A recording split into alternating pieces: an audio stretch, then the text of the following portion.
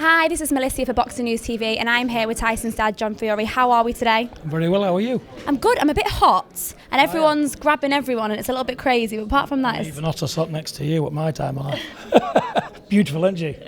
Thank you very much. So, back to the fight night on Saturday. Tell me, firstly, as a father, what are the emotions running through you watching your son in the ring?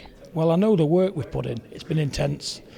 Everything's been done right. There's not been a stone left unturned. I know Tyson's capabilities mentally and physically, and there shouldn't be a problem, but there's always an element that there is going to be a problem because it's heavyweight boxing. Sefer Safiri is coming here with nothing to lose and all to gain. He's had 23 knockouts, 25 fights, one loss to a current world champion. He's a threat to anybody in the heavyweight division today. To me, I said it on other interviews, it wouldn't have been a man of my choice. I think it's too risky. But listen, Tyson said, I want some kind of competition and I want a threat. I don't want a knockover. I want the fans to get what they're paying for. And believe me, I know my boxing. Sefer Safiri, look at him. He's in the best shape possible. He's come here to change his own life and his full country. He can walk with a lineal belt, and the biggest thing in sport awaits him, because this is his chance to do special big things. He's fighting the biggest name in boxing. He's going to bring his A game. This man is a danger. He's got lights out power. You know, you can't write him off. But Tyson wanted it. He said, I'm going to go for this. People's paying good money. I want to get the money's worth, and that's where we're at with it. I think with Sefer being an underdog, I spoke to his promoter briefly, and his promoter said that he stressed to Sefer that he thinks he'd like to go back into cruiserweight division, and that's where he kind of belongs. However, this fight was something he couldn't really turn down. It's a challenge for him, and Tyson's been at the ring for 2.5 years. Do you feel like Sefer's come over here maybe for the chance that it's a big name and it's going to bring a little bit of attention to him and his country?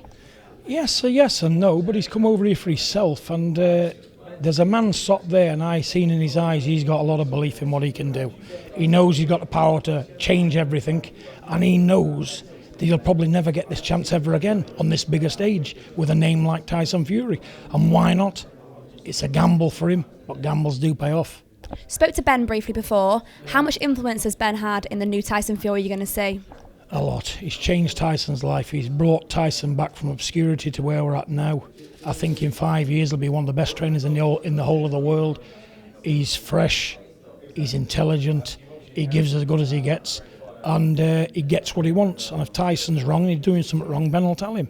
And Ben, you know, if he's not sure himself, we have little stolen moments between us where we talk about things. If he's not sure, he'll say to me, Dad, how do you think I'm doing here? And that's good from a kid. And I'll just say, look, Ben, when you're not doing things right, it'll be writ all over my face.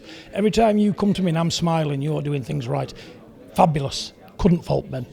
Very humble, very humble. Spoke to him before. A lot of people would be, very hyped up about the fact they're training Tyson Fury back to his best. However, not a stone unturned when I spoke to him. Very humble about the process and what they've been doing, and couldn't speak nicer about you, him, and the whole family. What are we really going to see that's changed in Tyson in 2.5 years? What do you think is the key attribute that's going to make him win on Saturday? The key attribute is the fans. There was the biggest turnout ever recorded for a public workout in Manchester, his home city. They all turned out.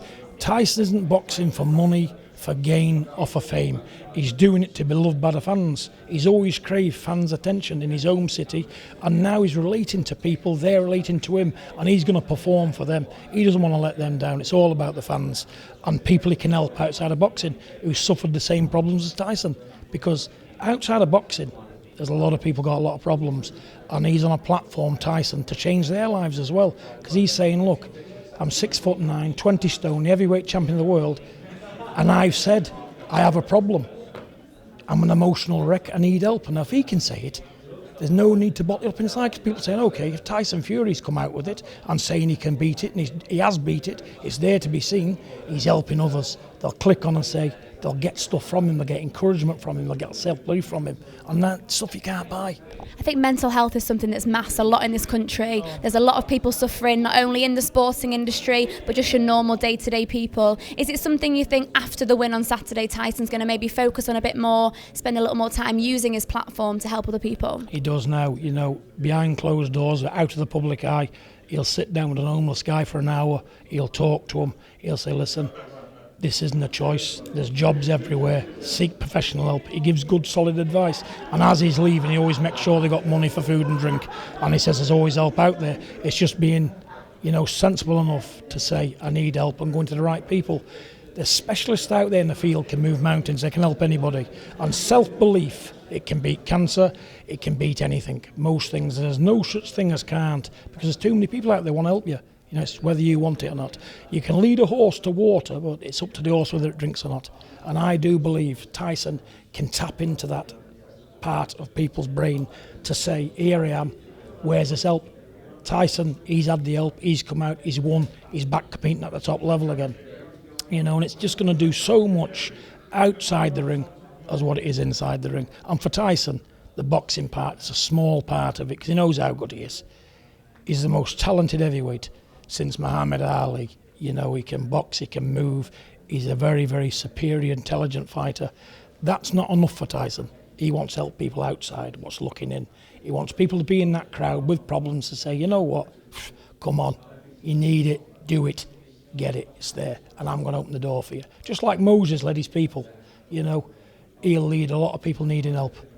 Was there a part of you as a father when he said he wanted to return to the ring and make a comeback after the issues that he expressed, that kind of you felt some sense of worry or that he wasn't making the right decision? Did you and Tyson have a discussion about it, or did he come to you and say, Dad, look, this is what I want to do and I'm going to do it? He didn't actually. He didn't discuss anything with me, because I just wanted my son back. I didn't care about fame, boxing. I just thought I don't want to live the rest of my life without my son, and my son on permanent medication with his head all over the place. I thought, can I face that? Am I strong enough to face it? And I didn't think I was. So, excuse me. Oh, I'm sorry, I didn't want to upset you, but thank you very much for your time. We'll stop the interview there, okay? Just give us a minute. I'll be Are all right. you sure? I know it's been very emotional for you and your family, but hopefully on Saturday when you sat, in the ring, you can see that you've come through this journey together. And he's stronger and he's back. The Mac is back.